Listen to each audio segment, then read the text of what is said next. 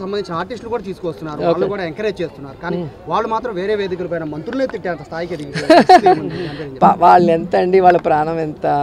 So వాళ్ళు మాట్లాడుతున్నారు అంటే ఎవరు మాట్లాడిస్తున్నారో మనం ఆలోచించాలి, కానీ వాళ్ళని మనం అనటం వేస్ట్. వాళ్ళు ఎంత చెప్పండి మనుషులు పాపం. వాళ్ళు ఏదో చిన్న చిన్న షోస్ చేసుకొని చిన్న చిన్న క్యారెక్టర్స్ చేసుకుంటే వాళ్ళు. మీకు తెలియదేముంది, మెగా ఫ్యామిలీలో 6-7 మంది హీరోలు ఉన్నారు కాబట్టి వాళ్ళకి వ్యతిరేకంగా మాట్లాడితే ఇక వాళ్ళకి సినిమా ఇండస్ట్రీలో ఏమీ లేకుండా చేస్తారన్న భయంతో ఆ కుటుంబంతో ఉన్నారు, కానీ ప్రేమతో ఎవరు లేరు. నిజంగా ప్రేమ ఉంటే వాళ్ళు ప్రకాష్ రాజ్కి సపోర్ట్ చేసినప్పుడు మా అసోసియేషన్ ప్రెసిడెంట్గా ఎందుకు గెలవలేదు? ఒక్కసారి ఆలోచించండి. ప్రేమ వేరే, భయం వేరే. సో అలాంటి వాటి కోసం ఆ చిన్న చిన్న వాళ్ళని తిట్టాలని నేను అనుకోను. కానీ ఎవరైతే మాట్లాడారో వాళ్ళు కూడా ఆలోచించుకోవాలి. మాట్లాడిన వాళ్ళు కూడా మంత్రులకి శాఖలే తెలియదు అంటారు. శాఖలు తెలియకుండానే మంత్రులు అయిపోతారండి. సో మీకు ఏమీ తెలియదు కాబట్టి మిమ్మల్ని ఎమ్మెల్యేలు కూడా గెలిపించలేదు. మమ్మల్ని గెలిపించారు అంటే మేము వాళ్ళకి ప్రతిపక్షంలో ఉన్నప్పుడు ఎంత సపోర్టివ్గా ఉన్నాం, ఎన్ని ఇష్యూస్లో వాళ్ళని కాపాడుకున్నాం. ఈరోజు మేము అధికారంలోకి వస్తే వాళ్ళకు చేస్తామన్న నమ్మకం మా మీద వచ్చిన తర్వాత మాకేసారు. ఊరికే ఎవరు వేయరు.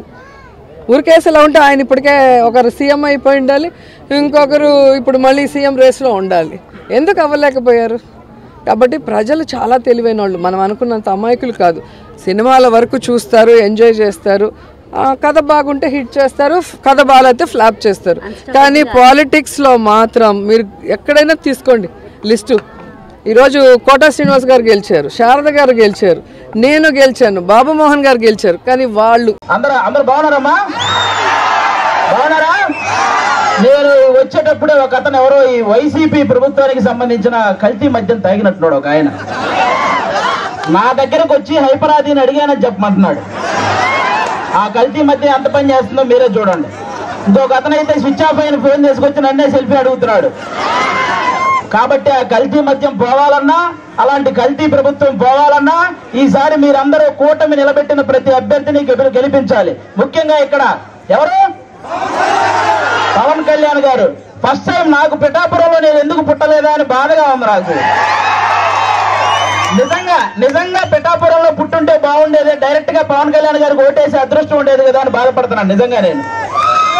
కాబట్టి ఇవన్నీ మీరు గమనించి ఈసారి పవన్ కళ్యాణ్ గారిని భారీ మెజారిటీతో గెలిపించాలి. దానికోసం ఇక్కడ కృషి చేస్తున్న మన వర్మ గారికి, అలాగే బీజేపీకి సంబంధించిన కృష్ణరాజు గారికి, ఇద్దరికి కూడా చాలా పెద్ద థ్యాంక్ యూ. అందరూ వాళ్ళిద్దరికి ఒకసారి గట్టిగా క్లాప్స్ కొట్టాలి మీరంతా. వాళ్ళిద్దరు సపోర్ట్ లేకపోతే ఇక్కడ ఇంత జరగదు. అలాగే ఈ వైసీపీ ప్రభుత్వం మిమ్మల్ని ఏం చెప్పి ఓటు అడుగుతుంది? మీ ఇంట్లో మంచి జరిగితే ఓటేయమంటున్నారు, అవునా? అసలు వాళ్ళ ఇంట్లో మంచి జరగలేదని 2 చెల్లెలు రోడ్డు మీద తిరుగుతున్నారు, అవునా కాదు? మరి వాళ్ళ ఇంట్లోనే మంచి జరగనప్పుడు మీ ఇంట్లో మంచి ఎలా చేస్తారు? అది ఒకటి మీరు గమనించాలి, అవునా? ఇంకోటి ఏమంటారు? మేము పొద్దున బటన్ నొక్కితే ఆడవాళ్ళ అకౌంట్ లో 10,000 రూపాయలు పడుతున్నాయి అంటారు, అవునా? మరి సాయంత్రం మోతిప్పితే మగవాళ్ళ అకౌంట్ లో నుంచి 30,000 పోతున్నాయి. మరి వాటి సంగతి ఏంటి? కాబట్టి పొద్దున బటన్ నొక్కుతున్నారు, సాయంత్రం పేక నొక్కుతున్నారు. ఈ రెండు మీరు గమనించి ఓటేయాలి. ఇంకోటి ఏమంటారు ఆయన? ఫ్యాన్ ఇంట్లో ఉండాలి, సైకిల్ బయట ఉండాలి, గ్లాసు సింక్ లో ఉండాలి అన్నారు, అవునా? కానీ ఫ్యాన్ ఎంతలో ఉండాలి? 4లోనో 5లోనో ఉండాలి, అవునా కాదా? మీరే తెలియక లాస్ట్ టైం 151లో పెట్టారు, అందుకే కరెంటు బిల్లులు ఎక్కువైనాయి.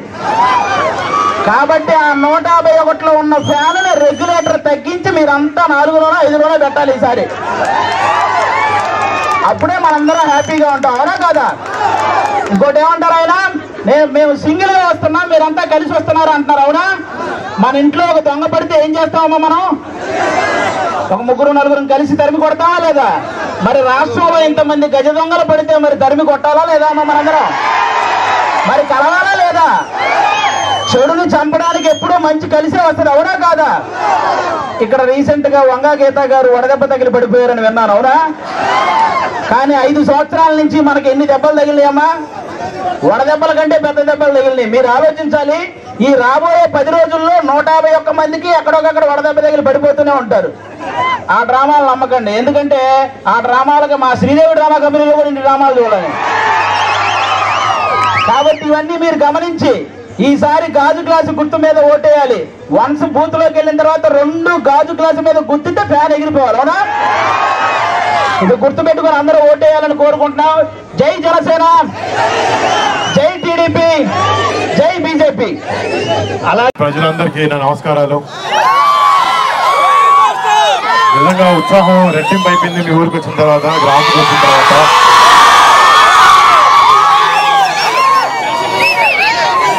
పదేళ్ల నుంచి ఎక్కువ సక్సెస్ లేకపోయినా కూడా జనాలకి మంచి చేయాలనేది అనే ఒక లక్ష్యంతో రాజకీయాల్లోకి వచ్చిన కళ్యాణ్ బాబాయ్కి ఎన్నో ఎదురింపులు ఫేస్ చేశారు, ఎన్నో మాటలు పడ్డారు.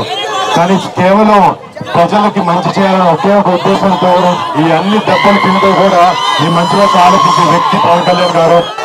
అలాంటి పవన్ కళ్యాణ్ గారు మీ పిఠాపురం కాన్స్టిట్యున్సీలో ఎమ్మెల్యే అభ్యర్థిగా నిలబడడం నిజంగా ఆయన కొడుకుగా ఇక్కడికి వచ్చి మా బాబాయ్కి మా తండ్రి లాంటి వ్యక్తి అయినా ఆయనకి ఓటేనని చెప్పడానికి నేను నిజంగా చాలా ఆనందపడుతున్నాను. అంటే అధికారంలో ఉన్న చాలా పార్టీలు చేయలేనివి ఎన్నో విషయాలు కళ్యాణ్ బాబాయ్ 10 సంవత్సరాల నుంచి ఒక ఎమ్మెల్యే సీట్ లేకపోయినా కూడా కౌలు రైతులకు ప్రాబ్లం వచ్చినప్పుడు అప్పులు చేసి మరీ వచ్చి వారు డబ్బులు ఇచ్చారు. మట్టి కార్మిక ప్రాబ్లం వచ్చినప్పుడు ఫస్ట్ మొట్టమొదటిగా జనసేన నుంచి కళ్యాణ్ బాబాయ్ గారు కదిలి హెల్ప్ చేయడం జరిగింది. ఇలాగా మీరే ఇమాజిన్ చేసుకోవచ్చు, ఒక్కసారి బాబాయ్ని మన అసెంబ్లీ పంపిస్తే మన కోసం మన ప్రజల కోసం ఎంత చేస్తారనేది. అండ్ మీ అందరి సపోర్ట్ ప్రేమ ఎప్పుడు కళ్యాణ్ బాబాయ్కి ఉండాలి, మా పవన్ కళ్యాణ్ గారికి ఉండాలి. అండ్ ఆయన ఎప్పుడు ఆయన నిజంగా చెప్పాలంటే చిన్నప్పటి నుంచి మా ఇంట్లో మేము ఎంత కుటుంబ సభ్యులా ఫీల్ అవుతామో ఆయన మిమ్మల్ని అందరినీ ఆయన సొంత కుటుంబ సభ్యుల్లా ఫీల్ అవుతూ ఉంటారు. బహుశా అందుకే ఆయన మా ఇల్లు వదిలేసి పండుగలప్పుడు కూడా ఇక్కడ మీతో పాటే ఉంటూ ఉంటారు. అండ్ నిజంగా ఆయనకు మీ మీద ఉన్న ప్రేమ, ఆయనకు మీ మీద ఉన్న ప్రేమ, మీకు ఆయన మీద ఉన్న ప్రేమ ఇది ఎప్పటికీ ఇలానే ఉండాలి. ఈసారి వచ్చే May 13th ఎన్నికల్లో ఎమ్మెల్యేగా మీరు పవన్ కళ్యాణ్ గారికి ఓటేసి, గ్లాస్ కి ఓటేసి బాబాయ్ని అత్యధిక మెజారిటీలో గెలిపించాలని కోరుకుంటున్నాను. అలాగే మన కాకినాడ ఎంపీ అభ్యర్థి మన ఉదయ్ గారు, శ్రీనివాస్ ఉదయ్ గారు కూడా ఆయన కూడా ఓటేసి గ్లాస్ గుర్తుకి 2 ఓట్లు వేసి ఎంతో మెజారిటీతో గ్లాస్ గుర్తుని జనసేనని గెలిపించాలని కోరుకుంటున్నాం. జై జనసేన, జై టీడీపీ, జై బీజేపీ, జై పవన్ కళ్యాణ్, జై హింద్.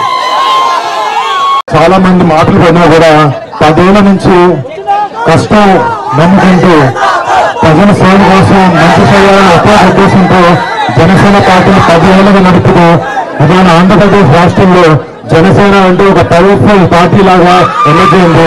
ఇలా జనసేన వెనకాల నుంచి పనిచేసిన ప్రతి ఒక్క జనసేనని, ప్రతి ఒక్క జనసైనికుడికి నా ధన్యవాదాలు. నేను మీలో ఒక్కడిని కళ్యాణ్ బాబాయ్ కానీ జనసేన కానీ ఎప్పుడు ఏం కావాలన్నా కూడా ఒక చిటికేసి మీకు ఉంటాం. అండ్ డెఫినెట్లీ బాగా వెనకాల మేము ఎప్పుడూ ఉంటాం. మీరు చూశారు, అధికారంలో లేకపోయినా మన కౌలు రైతులకి కష్టాలు వస్తే ఏ అధికార పార్టీ రాలేదు, కానీ జనసేన ముందుండి హెల్ప్ చేసింది. అలాగే మత్స్యకారులకి ఏదైనా ప్రాబ్లం వచ్చినప్పుడు కూడా ఫస్ట్ కళ్యాణ్ బాబాయ్ ఉంటున్నాడు. బాబాకి ఒక్కసారి మీరు అందరూ గెలిపించి అసెంబ్లీకి పంపిస్తే రేపు పొద్దున పిఠాపురాన్ని దేశం మొత్తం చూసే ప్రజలు చేస్తారు. దాంట్లో ఎటువంటి అసలు లేదు. అండ్ మీ అందరికీ రేపు పొద్దున చుట్టుపక్కల ప్రతి గ్రామంలో పిఠాపురం అంటే ఒక రేంజ్ లో ఉండేట్టు చూస్తారు. అంటే మాకు కూడా మా కుటుంబ సభ్యులకి చిన్నప్పటి నుంచి మేము నెల్లూరులోను మొగల్తూరులోను పెట్టి పెరిగిన తర్వాత సినిమా ఇండస్ట్రీ అటు ఇటు తిరుగుతున్నాం. మాకు సొంతూరు అంటే ఆలోచిస్తుంటే ఒకటేలా లేదు. కానీ ఇప్పుడు మా బాబాయ్ ఇక్కడ నుంచి నుంచోవడం వల్ల మీ సొంతూరు ఏంటంటే రేపు పొద్దు నుంచి మా తర్వాత మేము పిఠాపురం చెప్పుకుంటాం. అలాగా మీరు మాకు చూపించే ప్రేమ మీకు ఎప్పుడు బాబాయ్ మీ అందరినీ బాగా చూసుకుంటారని ఒక నమ్మకం, భరోసా మీకు ఎప్పుడు ఇస్తారు ఉంటుందని కోరుకుంటూ సెలవు తీసుకుంటాను. జై పవన్ కళ్యాణ్, జై జనసేన, జై హింద్. కొత్తపేట రామాలయం వాస్తవ్యులందరికీ హృదయపూర్వక నమస్కారం. గత 15-20 ఏళ్ళుగా ఈ అధికారానికి అనుభవిస్తూ సామాన్యుల్ని పీడించుతున్న చాలా మంది మీద మేము యుద్ధం చేసాం జనసేన తరఫున. ముఖ్యంగా వైసీపీ నాయకుల మీద, వైసీపీ మన జగన్మోహన్ రెడ్డి మీద మేము అలుపెరిగిన పోరాటం చేస్తున్నాం. పవన్ కళ్యాణ్ గారు తన సినిమా జీవితాన్ని కూడా చాలాసార్లు పక్కన పెట్టి మీకోసం ముందుకు వచ్చారు. ఎంతోమందికి ఎన్నో విధాలుగా తనకి అధికారం లేకపోయినా తన దగ్గర ఉన్నటువంటి తన సినిమాల్లో సంపాదించిన డబ్బుని ప్రజల కోసం కోట్లాది రూపాయలు ఖర్చు పెట్టిన సందర్భాలు మీ అందరికీ తెలుసు. తుఫాన్లు వచ్చినా, కరోనా వచ్చినా, లేకపోతే ఈ రైతులు ఆత్మహత్యలు చేసుకున్న వాళ్ళ కుటుంబాలకి తన సంపాదన నుంచి ఎంతో కొంత ఇచ్చినటువంటి వ్యక్తి ఆయన. అలాంటి వ్యక్తి ఒక్కసారి అధికారంలోకి వచ్చిన తర్వాత మిమ్మల్ని ఎంత బాగా చూసుకుంటారో మీరు అర్థం చేసుకోవాలి. అలాగే ఈ పిఠాపురం నియోజకవర్గాన్ని చాలా ఆదర్శవంతమైన, భారతదేశంలోనే ఆదర్శవంతమైన నియోజకవర్గంగా తీర్చిదిద్దబోతున్నారు. ఎందుకంటే పవన్ కళ్యాణ్ గారికి సెంట్రల్ గవర్నమెంట్లో మంచి ఒపీనియన్ ఉంది ఆయన మీద. పవన్ కళ్యాణ్ గారు ఈ నియోజకవర్గానికి ఎంత వరకు సెంట్రల్ గవర్నమెంట్ నుంచి రావాలో అన్ని నిధులు కానీ, అన్ని అవసరాలు కానీ, మన ఇన్ఫ్రాస్ట్రక్చర్, రోడ్లు, డ్రైనేజీలు ఇవన్నీ బాగు చేయడానికి మనకు కావాల్సిన నిధులు సెంట్రల్ గవర్నమెంట్ నుంచి, అలాగే రేపు పొద్దున రాష్ట్ర ప్రభుత్వం, రాష్ట్రంలో ఏర్పడిపోయే కూటమి ప్రభుత్వం నుంచి అన్నీ తీసుకొచ్చి మీ నియోజకవర్గాన్ని అద్భుతంగా తీర్చిదిద్దారు. అలాగే ఇక్కడ SEZ ఏరియాలో ఉన్నటువంటి అరవిందో ఫార్మాలో మన యూత్కి, అమ్మాయిలకు కానీ అబ్బాయిలు కానీ దాంట్లో 70% ఇస్తామని ప్రామిస్ చేశారు. పవన్ కళ్యాణ్ గారు వచ్చిన తర్వాత అది ఖచ్చితంగా మీకు వచ్చేలాగా చేస్తాం. అంతేకాకుండా అవసరమైతే మనకి స్కిల్ లేకపోతే స్కిల్ నేర్పించి మరి ఉద్యోగాలు దాంట్లో ఉద్యోగాలు ఇప్పించాలి అరవిందో ఫార్మాలో. అంతేకాకుండా SEZలో చాలామంది SC, ST, BC సోదరుల యొక్క ల్యాండ్స్ని, పొలాలు తీసుకున్నారు. వాటిల్లో మంచి ఇండస్ట్రీస్ని ఆహ్వానించి ఆ ఇండస్ట్రీస్ ద్వారా మన యూత్కి మంచి ఉద్యోగాలు వచ్చేలాగా ఆయన కృషి చేస్తారు. అలాగే ఎంటైర్ ఈ పిఠాపురాన్ని టెంపుల్ సిటీగా మారుస్తారు. ఈ టెంపుల్ సర్క్యూట్ అంటారు. ఇలా ఎప్పుడైతే మన గుళ్ళను అభివృద్ధి చేశారో ప్రజల ఆదాయం గణనీయంగా పెరుగుతుంది, అన్ని రకాల సదుపాయాలు దొరుకుతాయి, ట్రాన్స్పోర్టేషన్ దొరుకుతుంది, హోటల్స్ వస్తాయి, మంచి రోడ్లు ఇంకా బాగా వస్తాయి, మీకు అందరికీ మంచి చేస్తారు.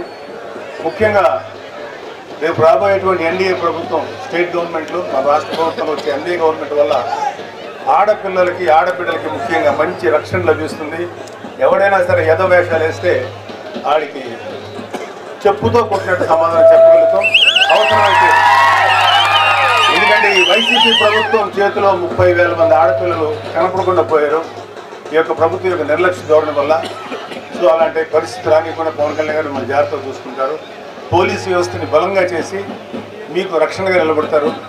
మీరందరూ పవన్ కళ్యాణ్ గారికి మీ ఓటు వేసి ఇక్కడ పిఠాపురంలో ఎమ్మెల్యే అభ్యర్థిగా ఆయనకు ఓటు వేసి, అదేవిధంగా కాకినాడ పార్లమెంట్ నియోజకవర్గం పరిధిలో ఎంపీగా నిలబడిపోతున్న తంగెళ్ళ ఉదయ శ్రీనివాస్ గారికి, ఎంపీకి మీ ఓటు వేసి వాళ్ళిద్దరిని పంపిస్తే, ఒకరిని శాసనసభకి, ఒకరిని లోక్సభకు పంపిస్తే మీకు అన్ని మంచి సదుపాయాలు, మంచి అడ్వాంటేజ్ జరుగుతుందని నమ్ముతూ మీరు ఓటు వేసుకుంటున్నాను.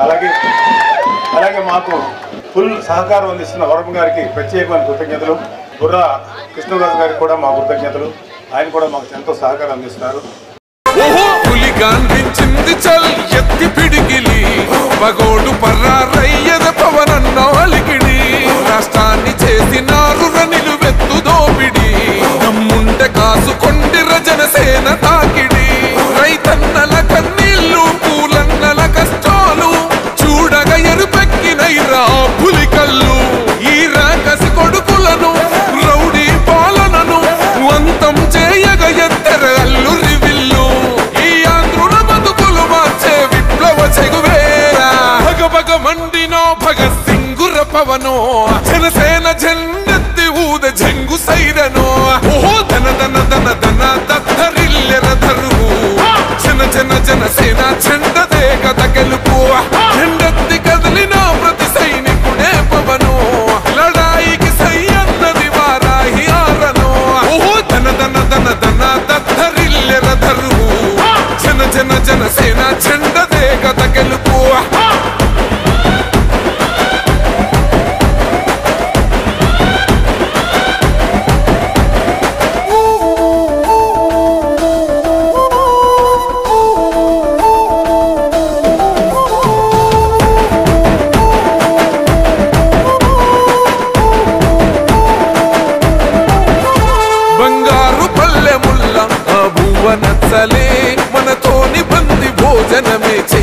వెచ్చని ఎత్తైన మేడలల్ల ఆ నీడ నచ్చలే మన చెట్టు నీడ కోరి మన చెంతకొచ్చని బంగారమసొట్టి బతుకు నిడిసినాడురా మన బతుకులు మార్చా కదిలి వచ్చినాడురా ఈ బానిస సంకల్లు తెంచ విప్లవ చెగువేరా భగభగ మండినో భగత్ సింగుర పవనో జనసేన జెండెత్తి ఊద జంగు సైరనో ఓహో ధన ధన ధన ధన దద్దరిల్లెన ధరువు జన జన జనసేన